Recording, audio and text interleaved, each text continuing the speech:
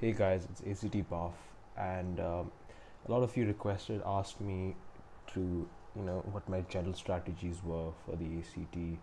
I gave in September, and well, I had a big jump in terms of scores.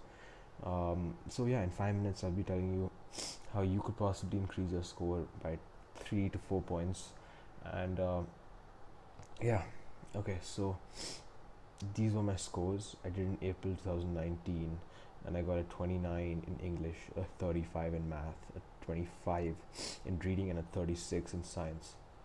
And then I just did the September one. Just for your reference, I'm a CBT test taker. I do it internationally. So my September results were 34 in English, 36 in math, 36 in science, 31 in reading. So my composite for April was a 31, and the composite for September was a 34.25.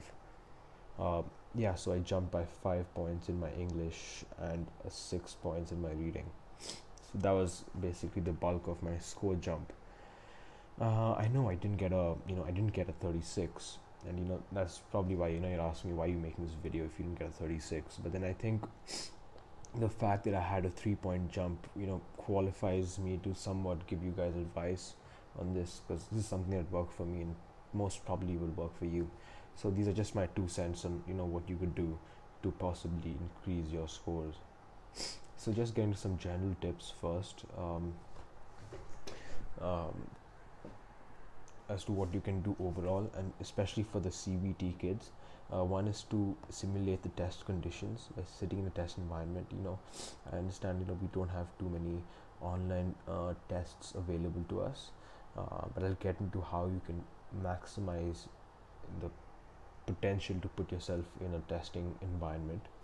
Second is take a lot of breaks, because you want your mind to get refreshed. I think a lot of people, like especially me, the mistake I made was I got into mocks too quickly, too soon, and I went in too extreme. I think one strategy that really helped was getting into it gradually. So that's why you need to have extensive planning, get into this like at least a month or two before the exam.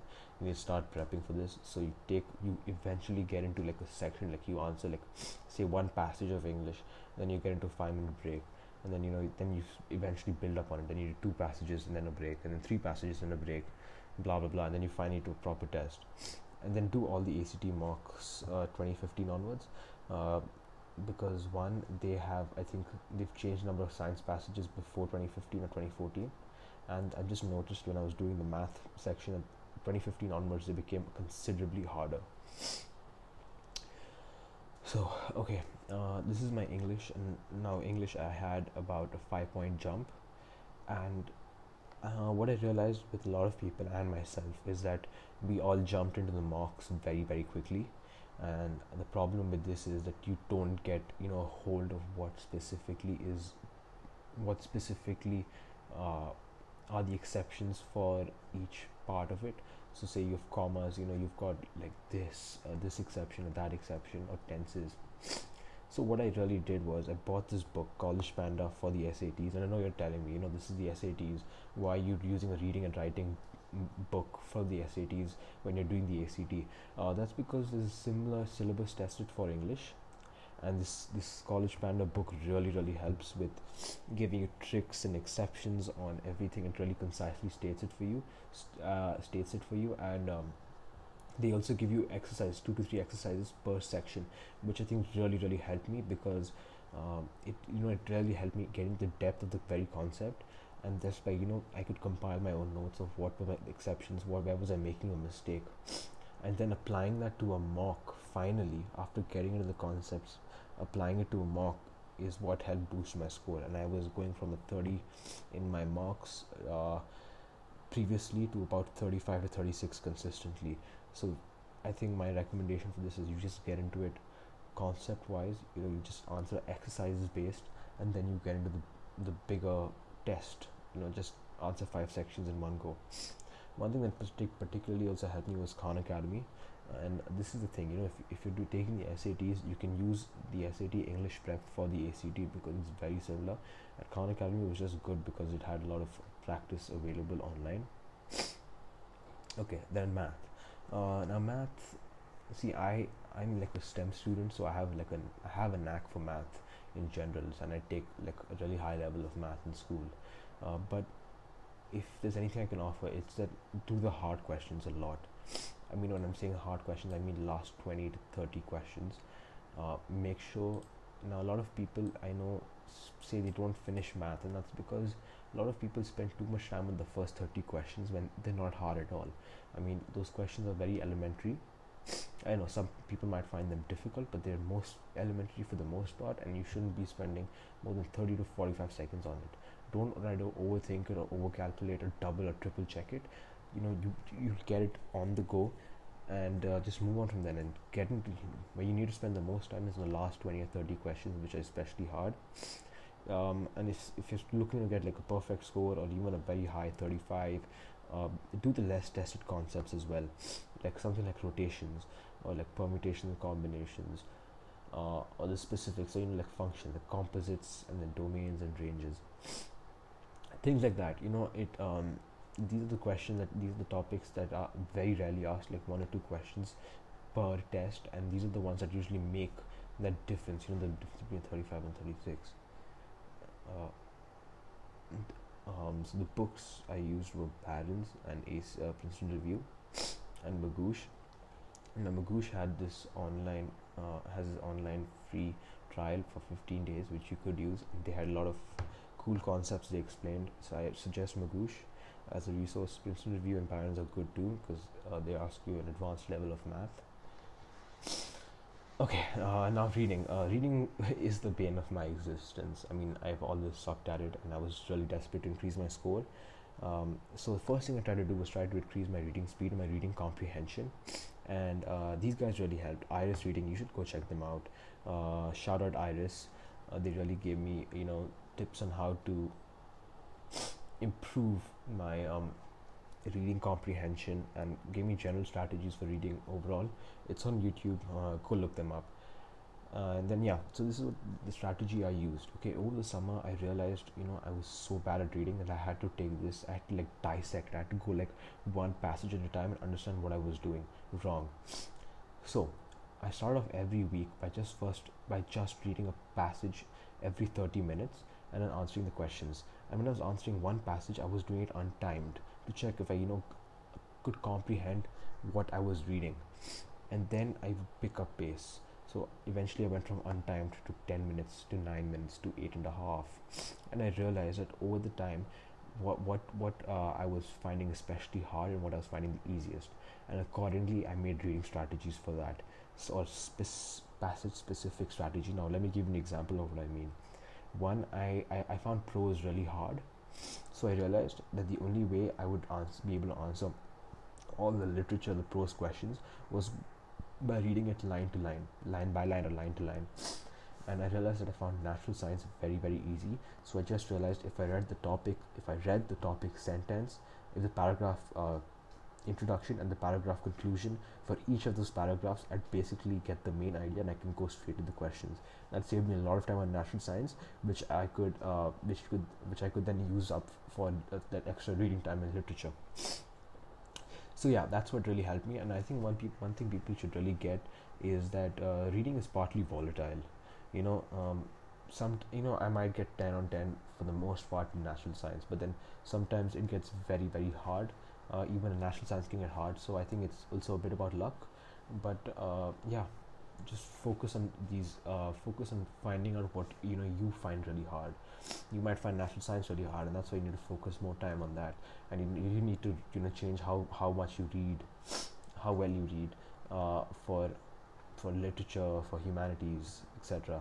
Now Khan Academy really helped me because, well, the SAT reading is a bitch, right? It's really, really difficult, and Khan Academy just offers good practice just for the level of difficulty it provides. And one thing I really want to talk about now is the CBT conditions, because I know a lot of people have been complaining about how it's very hard to do reading on a computer. So what I did was, in my practice, I tried to simulate the CBT conditions. Now what I mean is, you basically open up the ACT mocks and crack ACT. You have one tab for your questions, and one tab for your answers. Like, you have one displaying the passage, another tab displaying the answers, and as soon as you're done reading the passage, you get to the answer, and you keep alternating between the tabs. So, line specific, you read the line specific question, and then you switch to your tab to go to the and look for the line, get the line, and then go back to your answers tab, and then put the right answer, or put the right option. So that's something that really helped, because even in the CBT, the question and answer are side by side. So really simulating this kind of condition really helps with the CBT kids, and that's what helped me go up 6 points on my reading. Now, science.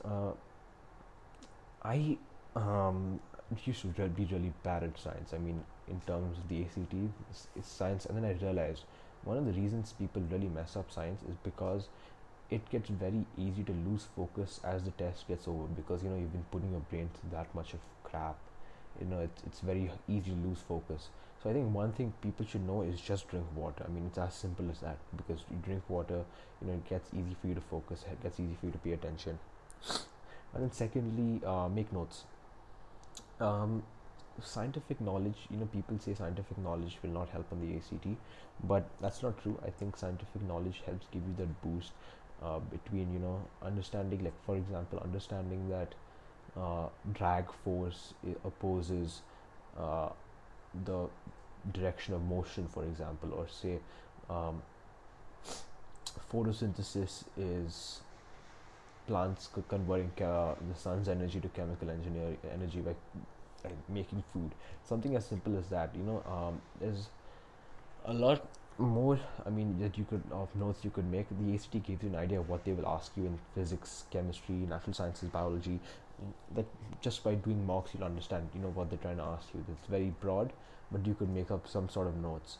And if you guys need some help with that, the notes I used or something, that I'll draft something up. And even for math, if you need something, some sort of notes, some sort of guide, or some tricks, formulae, I'll try putting some sort of math note thing up.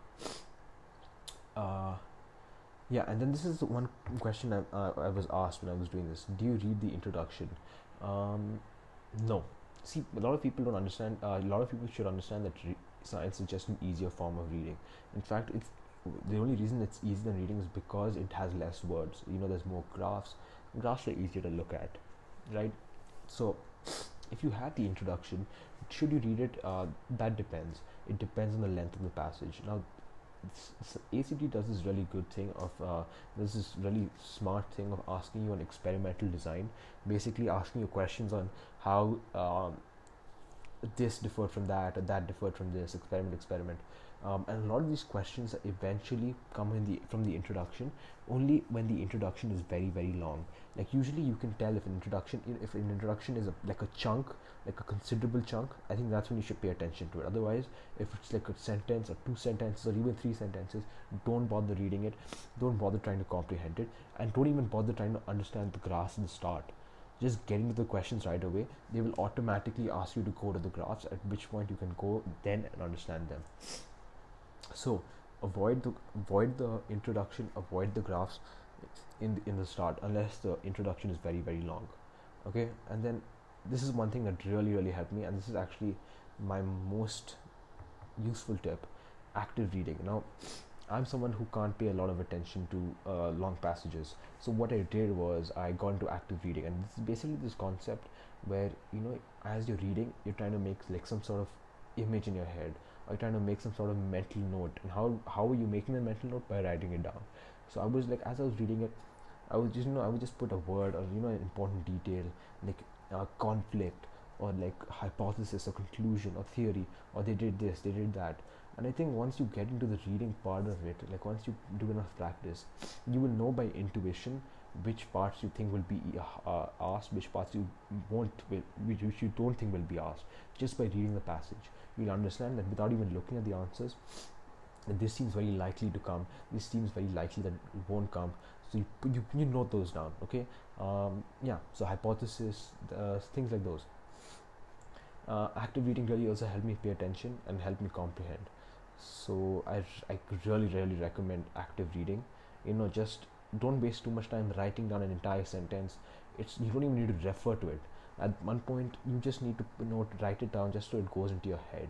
right? I like when I was writing down my notes, like, hypothesis next to this paragraph, or hypothesis or conclusion towards this paragraph. I wasn't even going back to refer to my notes. I was just making that I was just using it to pay attention. I made that mental note, and I was able to answer all the questions. And one thing a lot of people need to realize is they need to stop overthinking the reading questions. I think one place where reading really messed me up was how I always thought, that answers could be ambiguous. Simply by understanding that there's always one answer for one question helps you understand that there's only one answer. And I think people need to drill this into their heads. Like, write this on a page next to you. There is only one answer. And a lot of people need to understand. You need to understand that when you understand the passages properly, you will get these answers by intuition. Like, you will not even need to think about them. This will just seem. You will find three answers just popping out directly to you as wrong. So I think that's what you need to pay attention to. And coming to my resources finally, this is the one that really helped me the most. Online Prep by ACT. I 100% 10 out of 10 recommend you getting this. It's only $39. They give you, this is directly coming from the ACT, right? They're teaching you all sorts of concepts, even the science stuff, and they're giving you all sorts of practice questions, and also practice tests. They have about 4 or 5 practice tests, and I really recommend that you get Online Prep. And then Princeton Review is great too, and some parts are harder than the usual, especially the math part of it. And same with Barron's. I think Barron's and Princeton Review are very similar test wise, but I didn't really appreciate Barron's reading because I didn't feel like it was ACT. I felt like it was more SAT. But yeah, these two really helped, but in a way that they were harder than the test. But sometimes doing something harder than it actually is may not help. So that's why I really recommend, whatever you do, get Online Prep, because it's amazing. It really helped me with my tests, and this is the resource I use, which helped me get a 30-fold. So yeah, that was it. That was my 2 cents on the ACT. If you really enjoyed this, if it really helped you in some sort of form, please hit me up, message me, like and subscribe. It would really, seeing that kind of support would really motivate me to do more. If you didn't like it, reach out to me, tell me what you didn't like. If you have any suggestions, let me know. And if you have any requests on what you would like to see, or anything I can help, anything I could do to help you guys, let me know, and I will help you guys. Thank you.